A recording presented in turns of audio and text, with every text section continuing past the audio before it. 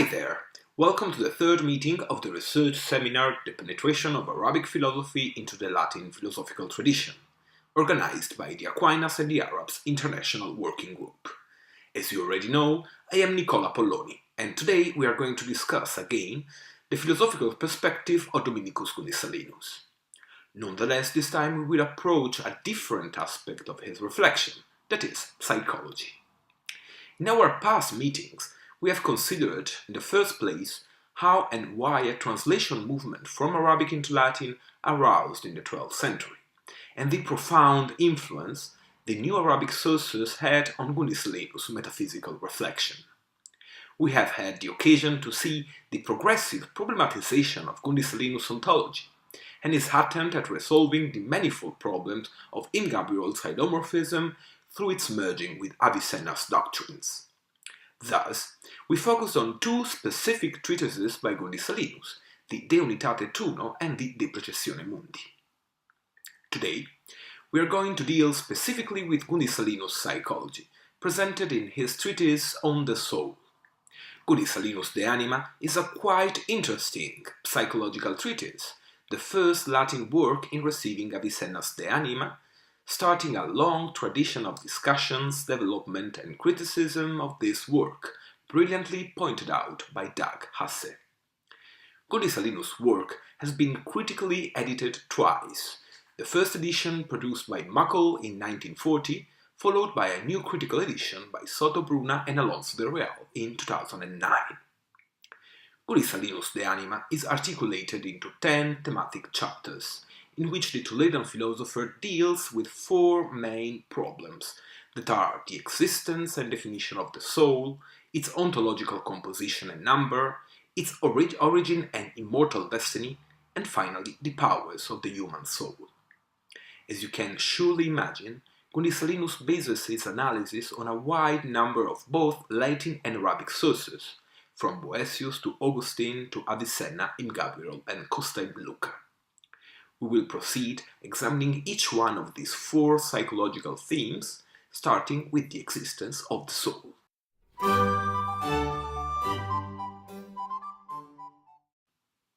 There were some people, writes Gundissalinus, absorbed by the senses, who did not believe in the existence of anything else but the sensible things.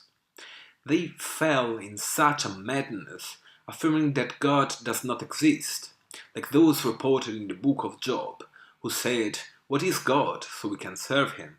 Or, as we read in David, said the incipients in his heart, that God does not exist. For this reason, it is necessary to expose the reasons through which the philosophers have demonstrated that the soul exists. The overture of the De Anima offers a justification of why Gundissalinus wrote this treatise. Demonstrate that the soul exists, again those people apparently denying this crucial fact. These short lines, therefore, are very important for a comprehension of Gundissalinus' De Anima, while for us, who have an historically determined knowledge of what happened in the subsequent phases of the Latin psychological debate, the most intriguing and revolutionary aspect dealt with by Gundissalinus is surely the final part of his work, dedicated to the powers of the soul. For the Toledan philosopher, who is following a more traditional approach, the very interest rely on the eschatological relevance of the soul, rather than in psychology in a 13th century meaning. Another primary aspect to underline here is the clear continuity Gundissalinus wants to establish with another work, Avicenna's De Anima. The Latin translation of this work is indeed preceded by a dedicatory letter by the translators, Ibn Daud and Gundissalinus, where we read, I quote, "Even though every man is formed of a soul and a body, not all of them are certain of the soul as they are of the body. Actually, since the body depends on sensation, while the intellect can join just the soul, men rely on the sensations only and believe that the soul does not exist. Or, if perhaps they grasp its existence from the movement of the body, the majority of those men know what it is and what its nature is only by faith, and only a few of them demonstrate this fact through reason. It is shameful that the man doesn't know that part of him thanks to which he has knowledge, and doesn't understand through reason that thing thanks to which he has reason. Therefore, I realize with commitment, my lord, your will to translate the book on the soul by Avicenna the philosopher, so that, thanks to your generosity and my efforts, it will be more certain to the Latins what has remained unknown until now, that is, if the soul exists, what is its nature regarding essence and act, things confirmed here through the most valid arguments. The comparison between the two excerpts makes clear that Gundissalinus wants to present his work in a direct continuity with Avicenna's De Anima, that is indeed the main and primary source on which Gundissalinus' psychological discussion relies, as we are going to see. Gundissalinus opposes to the materialistic perspective denying the existence of the soul the authority of the philosophers, who demonstrated through many arguments that the soul does exist.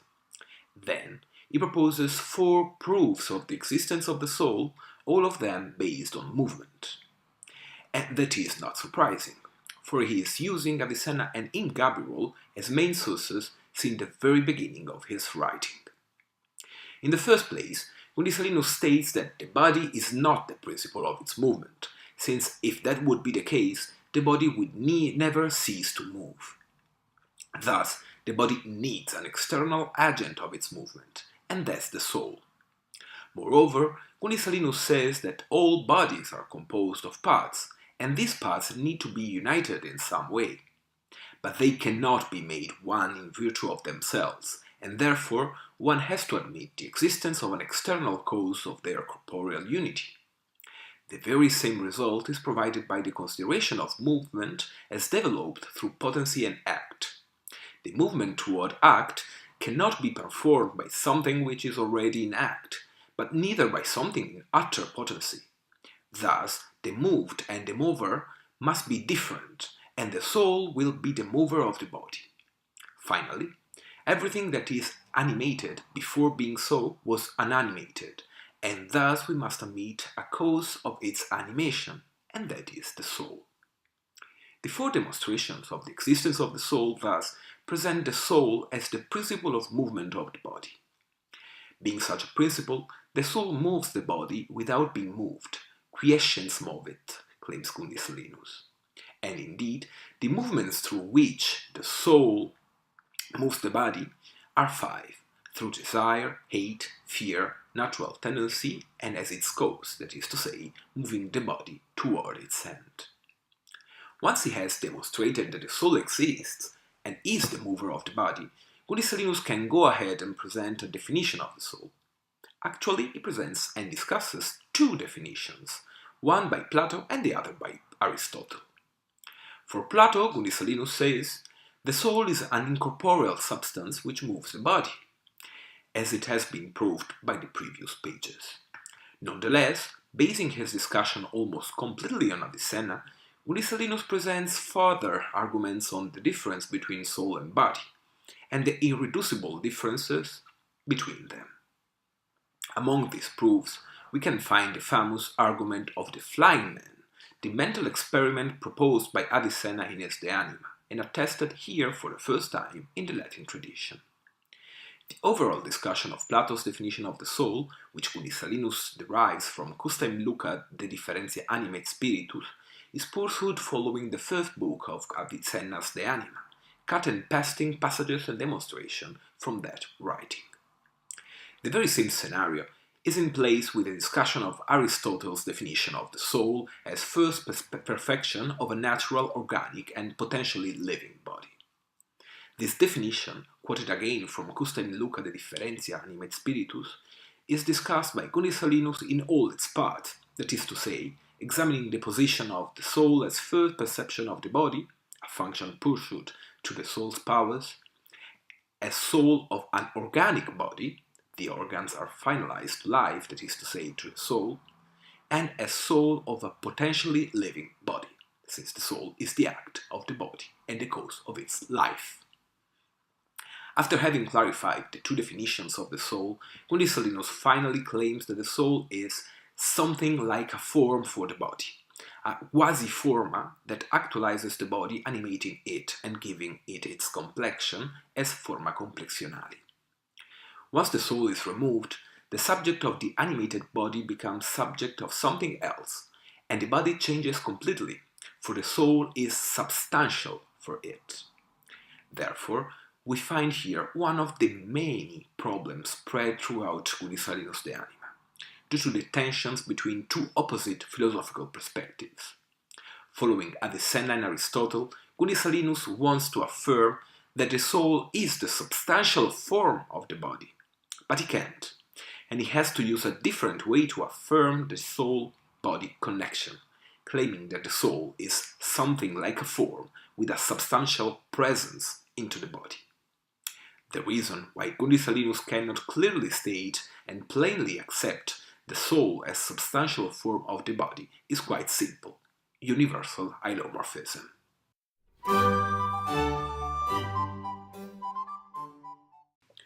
Right after the demonstrations of the soul's definition that we have just seen, Gundissalinus clearly affirms that the soul cannot be a matter and cannot be a form.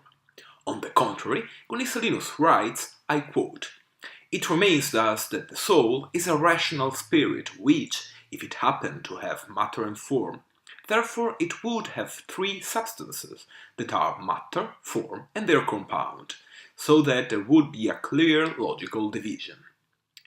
One is the simple substance, and the other the composed substance. The simple one is matter or form, but the composed substance is the body or the spirit. Therefore, that being which receives the corporeal form and thus becomes a corporeal substance is the very same being which receives the spiritual and rational form and becomes rational spiritual substance. Nonetheless, regarding all these, we will have a complete exposition in the following pages." Gundissalinus indeed dedicates chapter 7 of his De Anima to the analysis and discussion of the psychological hylomorphism, that is to say, that the soul is composed of matter and form. Now, with a more assertive tone, Gundissalinus states that the soul, even if simple, is all the same composed of matter and form. While the matter of the body is informed by the form of corporeality, the matter of the soul receives the form of spirituality. In both cases, they are hylomorphic compounds. Indeed, continues Gundissalinus, matter can be said in three ways. Firstly, as prime matter, simple, not joined to any form, and prepared to receive every form. In a second meaning, matter is said to be as corporeal as spiritual matter, that is to say, the being which has received the two aforementioned forms of corporeality and spirituality. Finally, the third meaning of matter is the very body, the elements and what is composed of elements. Gundissalinus here is evidently relying on Gabriel's Fons Vitae, where he found the threefold meaning of matter as well as the correlate discussion of the threefold meaning of form, that Gundissalinus quotes in De Anima as a doctrine of the very Plato. Chapter 7, that is, the thematic discussion of the ontology of the soul, is basically a resume, or better, a cherry-picked agglomerate of quotations from Gabriel. The Fons Vitae is used also for the demonstrations of this particular doctrinal point, presenting a set of 22 arguments of psychological hylomorphism derived from the fourth book of the Fons Vitae. These proofs, often redundant, share some common demonstration strategy. That is, they converge by stating that since the form specifies and divides, it is necessary something in which everything convenes, and that is matter. Therefore, the soul is composed on both matter and form. Otherwise, there would not be commonalities between the creatures, nor even diversity, for the form which provides specific diversity always requires a matter. Then, the existence is provided by the hylomorphic union. Thus, if the spiritual substances were form only, they wouldn't exist. In the third place, Gundissalinus said that the form provides the ontological and also intellectual boundaries of everything. The intellect primarily comprehends through abstraction, and abstraction happens only on what is composed of matter and form, and is limited by form. Thus, the soul is composed of matter and form. Then, the hylomorphic composition of the soul explains the necessary difference between creator and creature. Therefore, since God is the simple one, his cause must be structurally twofold, that is, they are composed of matter and form, and not of two matters of two forms. Finally, some of Gundissalinus' arguments are very short metaphysical assertions again derived from Gabriel's Fons Vitae. There is no need to point out that practically all Gundissalinus' arguments fail in demonstrating the hylomorphic composition of the soul, and in particular, many of them just demonstrate the necessity that the soul has a form, and then connect this fact with the ontological axiom for which every form must have a matter. An axiom that, like every axiom, is claimed but not demonstrated. We could recall Imdaud's critics against Gabriel, stating that the Fons Vitae is based on a huge amount of fake demonstrations. Since Gabriel couldn't provide even one true argument for the hylomorphic composition of spiritual substances, and then, Imdaud said, he tried to persuade his readers presenting an immense number of pseudo-proofs. If this can be said of Gabriel, surely it is so also for Gundissalinus. The soul thus is a simple substance, composed of matter and form, a contradiction apparently resolved by pointing out that only God is simple, while all the other beings are always composed of matter and form, and therefore are said simple only in comparison to what is less simple than them.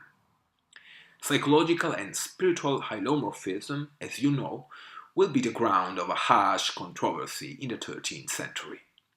One of the criticisms against universal hylomorphism was to underline that this theory implied a denial of the soul's creatio ex nihilo, a criticism formulated by Aquinas and possibly received by Bacon, who tries to amend his own version of universal hylomorphism. Regarding this point, Gundissalinus is crystal clear and exquisitely coherent, stating that, I quote, "Consequently, even if it is said that the new human souls are created daily, nonetheless they seem to be created not from nothing, but from prime matter. Since every being derives from the form, therefore rational soul does not have any being if not through the form, but the form has being only when it is into matter. Thus, the form through which the rational soul is into matter, and therefore the soul seems to be made of matter and form. The souls, then, are created from prime matter and not ex nihilo. Quite a problematic position, at least considering the history of its effects.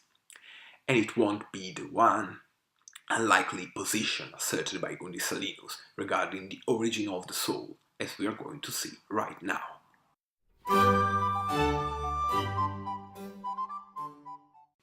The third theme dealt with by Gundissalinus in his De Anima is the origin of the soul, and correlated to that, its destiny of mortality or immortality. Regarding the origin of the soul, Gundissalinus must clarify 4 different aspects of this problem, that are if the soul is created, if it is created at the beginning of the time or daily, what is the number of soul or souls in general, what is the number of soul or souls in the human being. Let's briefly examine these 4 problems, starting with the question on the creation of the soul, of which we already know the answer. Gundissalinus makes clear that, of course, it would be inadmissible to state that the soul is co-eternal to God. On the contrary, consideration of the soul's progressive acquisition of perfection through knowledge proves that the soul has a beginning and that its imperfection derives from something perfect. Once clarified that the souls are created, Gundissalinus must examine the second problem regarding the time when the souls are created. This is one of the most fascinating parts of the anima. There are some, Gundissalinus says, which affirm that the souls have been created all together at the beginning of the time. But the philosophers strive to demonstrate that this is not the case. The Toledan philosopher presents then two main arguments stating that the souls are created daily. Arguments that are derived, as you can imagine, from Avicenna's De Anima. To sum up these proofs, in the first place, Gundissalinus points out that the alterity and distinction among souls derive from their union to the body. Thus, they cannot be created before their corporeal union, or, in that case, they would have been a single soul. Then, Gundissalinus adds, if the soul were created before their union to the body, the very soul would have been useless in its own being. But there's nothing superfluous in nature, therefore they are created daily. Therefore, the souls are created every day.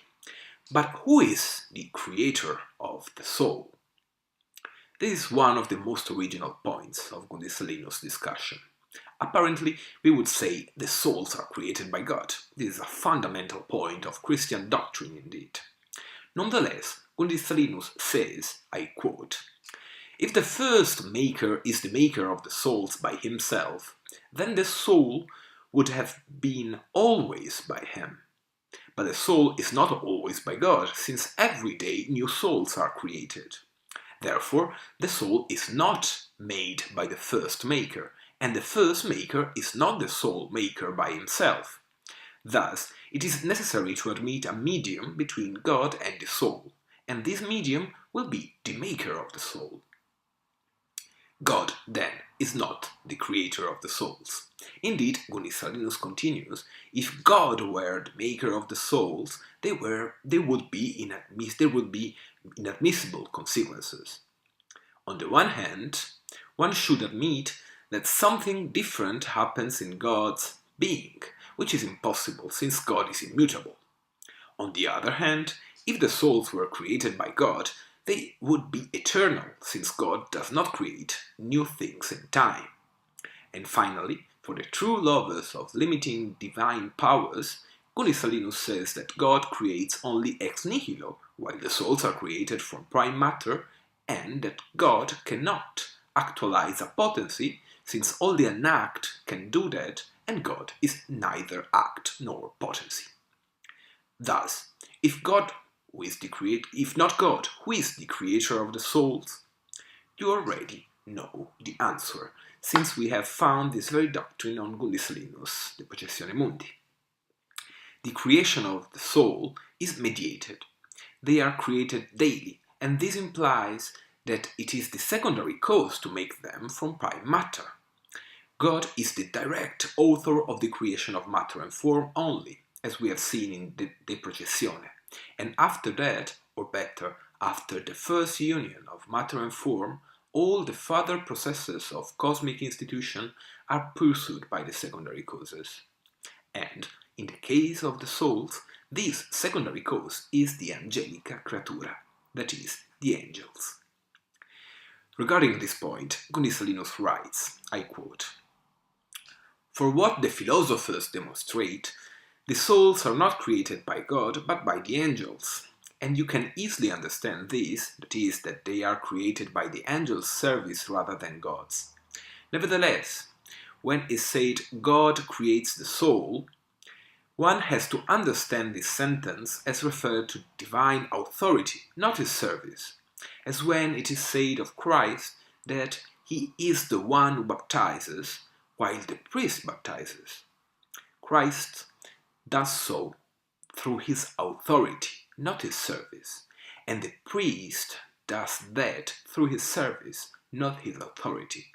In a similar fashion, also the angels create the souls through their service only, not their authority. There is no need to stress how dangerous this theory would be for the Christian doctrine. With these pages, Gundissalinus is rattling many primary doctrinal points of the tradition. And while there is not time enough to duly discuss these intriguing passages, we can give a small anticipation of what will follow. For Gundissalinus, indeed, both the creation and the knowledge of the human souls is fastened to the separate intelligences, as we will see very soon with the doctrine of the agent intellect. Before doing that, nonetheless, I should briefly introduce Gundissalinus' answer to the last two problems of the origin of the souls, that is, what is the number of the souls in general and in each human being. To our modern reasoning, especially the first one seemed quite an odd question. Does Gundissalinus want to state how many souls have been created since the beginning of the time? This is not the case. Gundissalinus sometimes is quite naive, but not that naive as to ask something like that. The problem is another one, stratified through the Latin philosophical tradition. Let's read what Gundissalinus writes. I quote, "There were some who said that there is one soul only, which through its different powers operates vegetability on plants, sensibility on animals, intellectuality and rationality on the human beings, in the same fashion as every rational soul, which is a single, simple substance, while it is in the body and through its abilities, operates vegetability in bones, hair, and nails, and sensibility and movement in other parts of the body, and moreover, it operates intellection and reason in the brain. And in the same way as one single ray of sunlight acts in different ways upon different things, they say there is a single soul that operates on everything together, giving movement, sensibility, and rationality to some of those things, following the different susceptibility of every corporeal body. As a ray of light acts upon different things, says Gundissalinus, these people thought that one single soul operates on every living being. Gundissalinus' criticism is obviously directed against this position that is rejected in the anima. Nonetheless, if the origins of this account of a single living soul can be traced back to Plato's Timaeus and the doctrine of the anima mundi therein exposed, it seems much more difficult to identify the actual thinker Gundissalinus has in his mind as subject of his criticism. On the one hand, indeed, this passage seems to attack also in Gabriel's position of the hypostatical soul, a position that we have seen Gundissalinus accepts in his De Unitate and later abandons in the De Processione Mundi. The De Anima, right between these two writings, witnesses Gundissalinus' change of mind concerning this issue. On the other hand, the account presented by Gundissalinus is very radical and transcends in Gabriel's reasoning. This mistaken position, Gundissalinus continues, has been refuted by the philosophers, presenting some arguments derived again from Avicenna's De Anima, which state the existence of a plurality of souls, one for each living being. All the same, the problem of a single soul comes back through another facet of the very same question. That is, if the plurality of souls derives from a single original soul. This is the famous heretical position sustained by traducianism, as you know very well. What is extremely interesting to notice is how Gundissalinus develops the explanation of this position. The text reads, I quote, "Indeed, when a candle is lighted by another candle, the whole flame of the first one is taken by the second one without any diminution of the former, and the same thing would happen with the soul. Nonetheless, since what increase or diminish is quantity only, since the soul has no quantity, its essence cannot increase or diminish, even though every soul flew from another. Indeed, the soul flows from another only without any diminution of that, like the heat of fire does not diminish when the air is heated. Likewise, through the sunlight which is spread over the earth, the light of the sun, which is in its essence, does not diminish even though that light flew from it."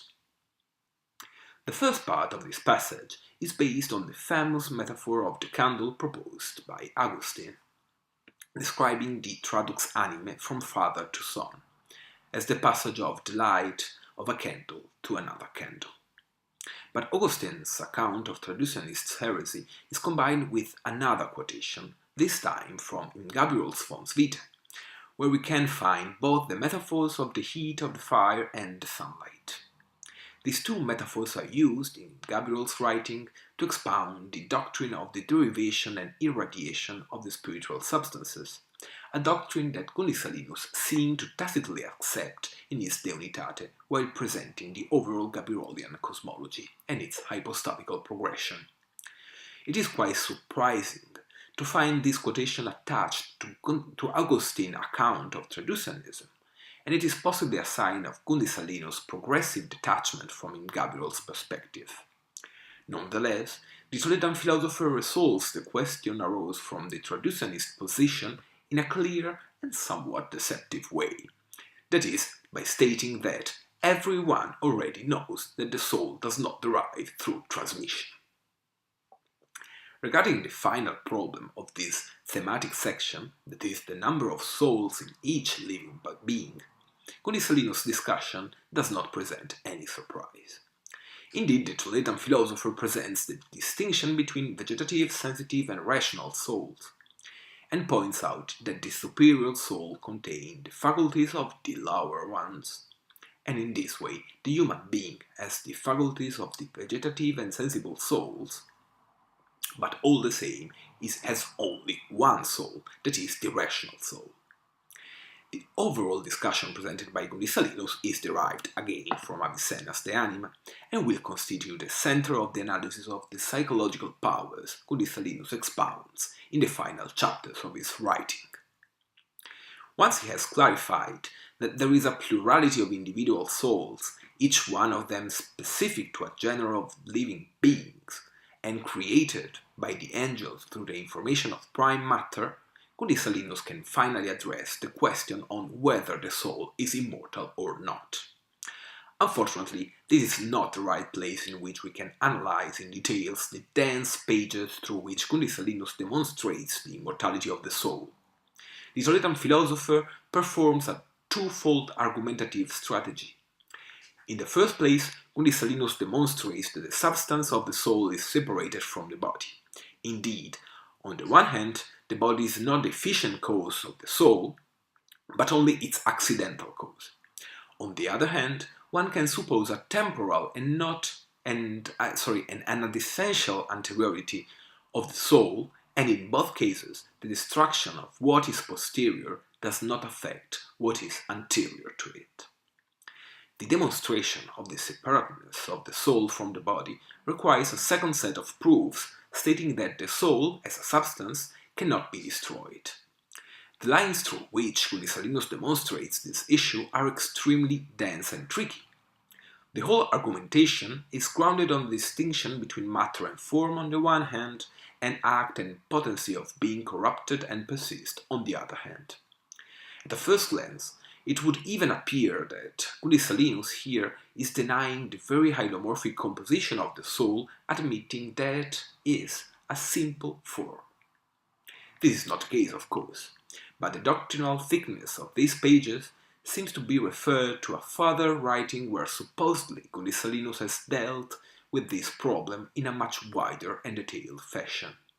And this leads us to the problem concerning the authorship of the De Immortalitate Animae, a problem that inexorably exceeds our present discussion. To sum up Gundissalinus' discussion, since the substance of the soul cannot be divided into matter and form, the soul cannot be destroyed, and thus the soul is immortal.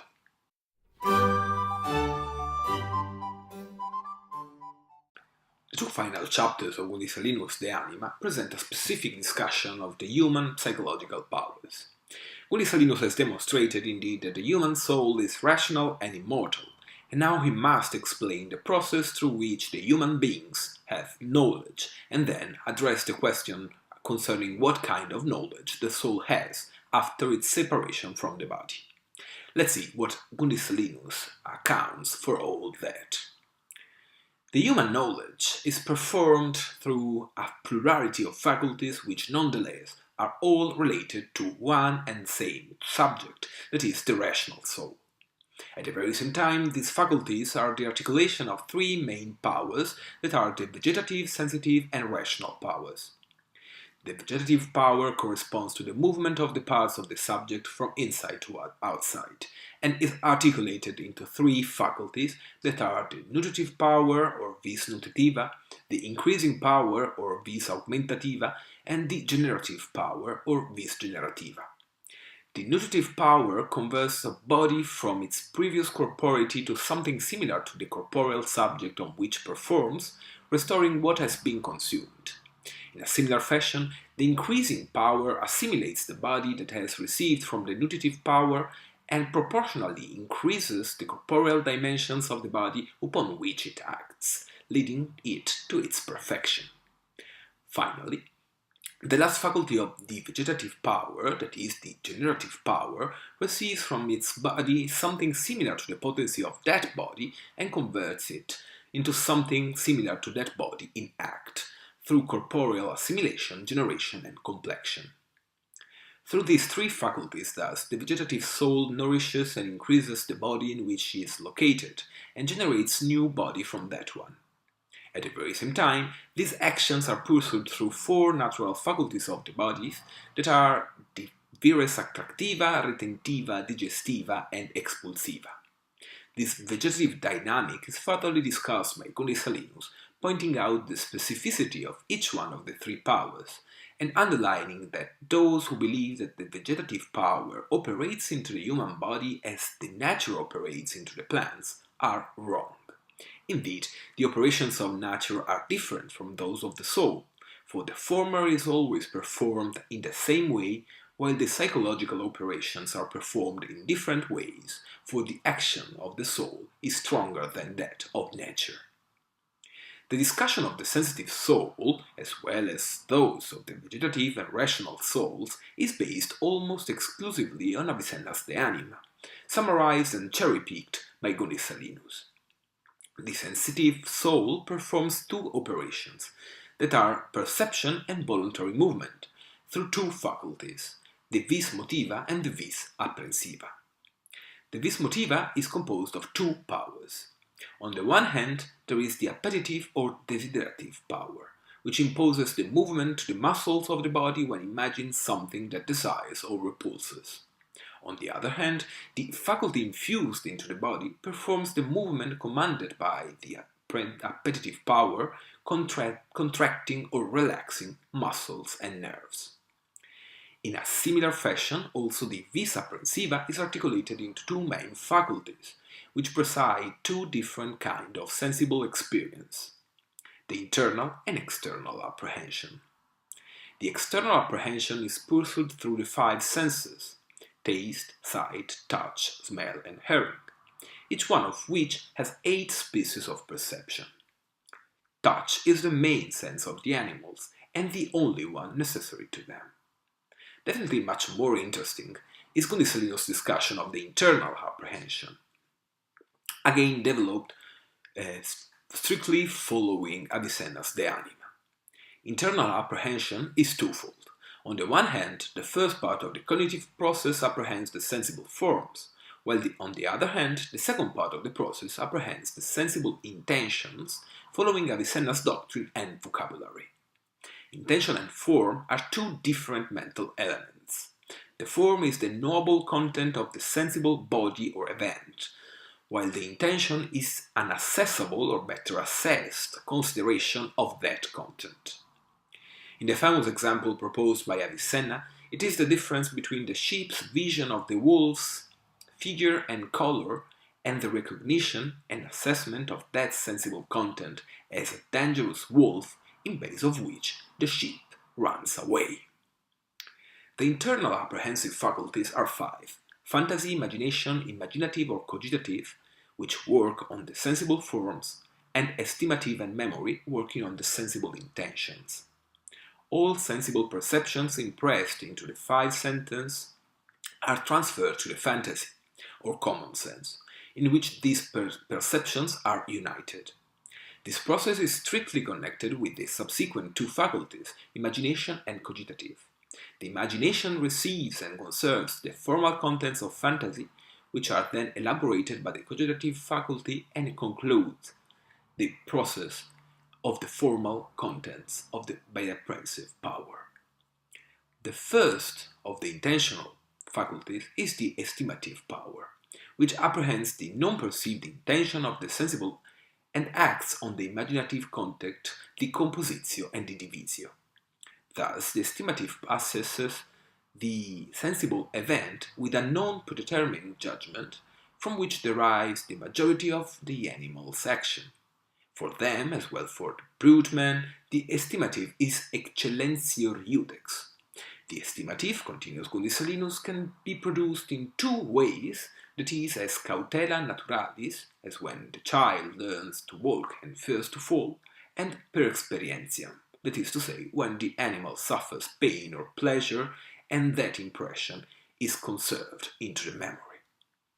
Finally, estimation can be given ad modum similitudinis, that is, when an intention has been repeatedly required together with some sensible forms, and then, when these forms are perceived, also the intention is apprehended thanks to memory and senses. The last apprehensive power is memory. The vis memorativa holds all the intentional contents elaborated by the estimative, while the formal contents are conserved by the imaginative faculty. Gundissalinus describes the process of conversion of the intentional and formal contents and distinguishes memory from recordatio, that is, the ability to recall memories proper to the human being and normally developed ad modum signorum. Interesting discussion and descriptions that we cannot take into account right now. With memory, Gundissalinus' discussion of the sensitive soul is complete, and now we can pass to the analysis of the intellective process of the rational soul, which is the characteristic feature of human knowledge. The rational soul is articulated into two main faculties that are the active and contemplative faculty, both of which are equivocally called intellectus.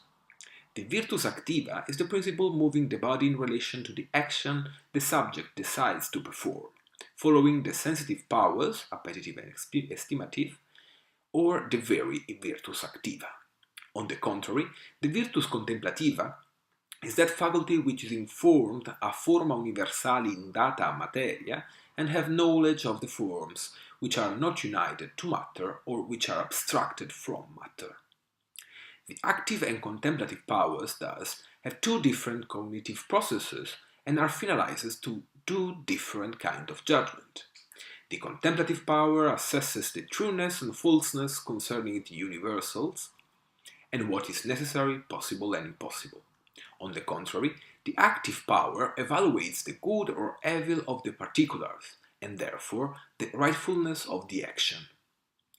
By an epistemological viewpoint, both active and contemplative intellects have 3 degrees of statement, dubitatio, opinio, and sententia, but while the contemplative intellect have knowledge of the principle per se, the active intellect does so through what is probable or generally accepted, through the authorities, and finally ex experimentis. Therefore, 2 different kinds of knowledge are provided by these powers. On the one hand, the active intellect produces knowledge on habits and sciences, and on the other hand, the contemplative intellect knows wisdom. Both the intellects, thus having the capability of knowledge, are characterized by a potential state that is progressively actualized. And since potency can be said in 3 ways regarding the prior and et posterius, this is to say as material potency, possible potency, and perfection, likewise the intellects are actualized following these 3 ontological states. It is Avicenna's doctrine of intellection.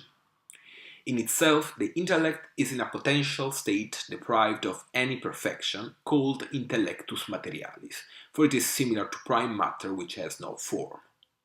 When the intellect receives the principles through which it can acquire its perfection, that is to say, the probable proposition for the active intellect and the first propositions known in themselves for the contemplative intellect, the intellect is called intellectus in habitu, and is in act in comparison to the material intellect. The contemplative intellect in habitu, thus, has the intelligible forms, and when it considers them in act, it knows them. Nonetheless, the intellectus in habitu is still potential in comparison to what follows it. That is to say, the intellect, when has in itself the form and performs its intellection, which is called intellectus adeptus a valio. The intellect which is now absolutely in act, and its potency is finally actualized. But since every potency must be actualized by something external which already is in act, it is clear that the potency of the intellect is actualized by an intellectus qui semper est in effectu. This intellect, or better intelligence, is what provides to the human intellect the principles of the intelligible abstracted forms, and it joins the potential intellect impressing in it some species of the forms. The dynamic through which the active intellect acts upon the potential intellect is immediately compared by Gundissalinus with the relation between sight and light. As it is impossible to have any sight without light, likewise it is impossible to have comprehension of the truth without the agent intelligence. Thus, when there is no light of the agent intelligence, there is ignorance, and when this light appears, there is science. Chapter 10 of Gundissalinus De Anima, then, discusses different aspects of the human intellective process following the main features of Avicenna's De Anima. Among these are worth to be recalled the discussions on the distinction between auto-intellection and hetero-intellection, the gnosiological value of the hylomorphic union and then abstraction, the discussion of contemplation, and the presentation of the sacred intellect of the prophets. Even though all these aspects are extremely interesting, I would like to use the final time of this presentation to focus our attention on the problem of the agent intelligence. Some scholars, as you know very well, have stressed the relevance of Gundissalinus' analogy with light and use of the Augustinian material to suppose that the cognitive process described by the Toledan philosopher does not entail a separate active intelligence actualizing our intellective contents. This is a strained interpretation. We have already seen that Gundissalinus explicitly identifies the active intellect with the agent intelligentsia, a term that here and in Gundissalinus' further writings is a synonym of separate spiritual substance, that is, angels. And in the De Anima, there is at least one passage in which Gundissalinus clearly identifies agent intelligence and spiritual creature. Moreover, this remark is even stronger if we consider Gundissalinus' presentation of the union of the soul with the agent intelligence after the death of the body, a doctrine of Avicennian origin which is accepted and quoted by Gundissalinus. Thus, it would appear that there is no problem at all regarding Gundissalinus' belief on a separate intelligence actualizing our intellects. This is not true, unfortunately. The origin of the problematic and differing interpretation of Gundissalinus' position is related to the final section of the last chapter of the writing we are examining, where the Toledan philosopher addresses the problem of what the soul will know after the death of the body. Deprived of its body, the soul cannot have knowledge of anything related to the sensible world, that is, any of the vegetative and sensitive faculties, the active intellect, and the scientia es comprehensio formae rei ab anima intellectu vel imaginatione. What remains to the soul is the sapientia, the wisdom acquired by the contemplative intellect, that is, the knowledge of those things which are true in themselves and subsist without any change. After having stated that, Gundissalinus De Anima registers an abrupt thematic and stylistic shift.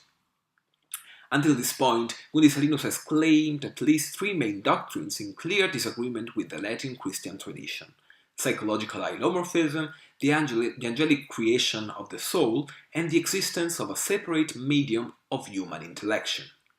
Then, Gundissalinus possibly felt a kind of need to atone for the borderline position he has taken. The last pages of the De Anima are thus marked by the disappearance of any Arabic source, replaced by a constant reference to the biblical authority. Namely, in just a few pages, we find 18 explicit references to the Bible, in a total of 21 references throughout the whole text of the De Anima. Evidently, it is Gundissalinus' concern to lead the last pages of his work, preoccupations regarding the consistency of his perspective with shared philosophical approach, which Gundissalinus wanted to update.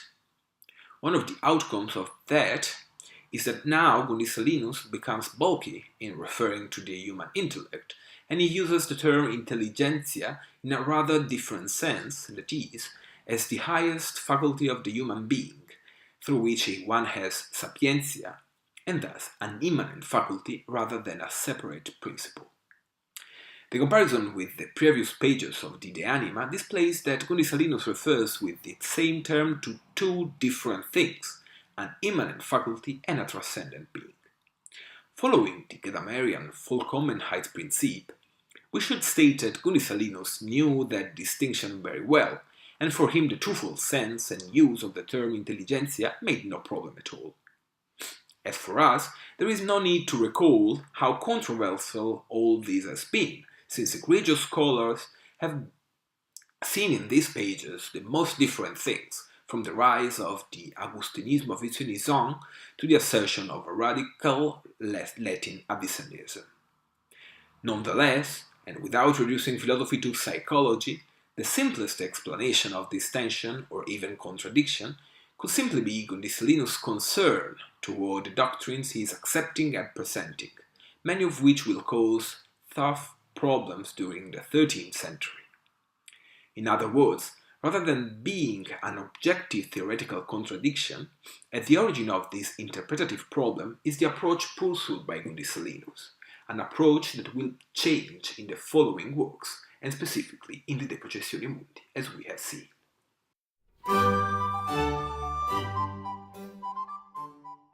It's time to draft some conclusions. The short presentation of the main features presented in Gundissalinus' De Anima has hopefully made clear the ways through which the Latin philosopher is trying to update the Latin discussion on the soul, combining together Latin and Arabic sources, especially Avicenna, in Gabriel, and Costa in Luca. To be more precise, Gundissalinus uses the Arabic sources to answer the traditional questions about the existence, immortality, and ontological composition of the soul, with some peculiar outcomes, as the admission that the souls are not created directly by God, but through the mediation of the angels, or psychological hylomorphism. The second part of the De Anima, focalized on psychological faculties, is a novelty, an insertion of something wholly new into the Latin tradition.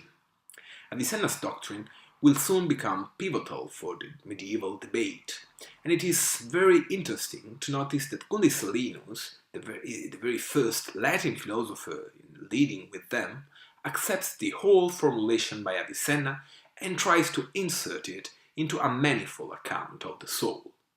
The 13th century approach to Avicenna's De Anima will be different, stressing the tensions of that system with the Christian tradition and Aristotle. In Gundissalinus, this problem of doctrinal consistency is marginal, even if we can grasp some kind of concern in the final pages of his writing regarding the separate active intelligence. Thank you very much indeed for your attention. As always, if you have any question, I'd be more than glad to answer you via email at the following address. Bye and thank you again.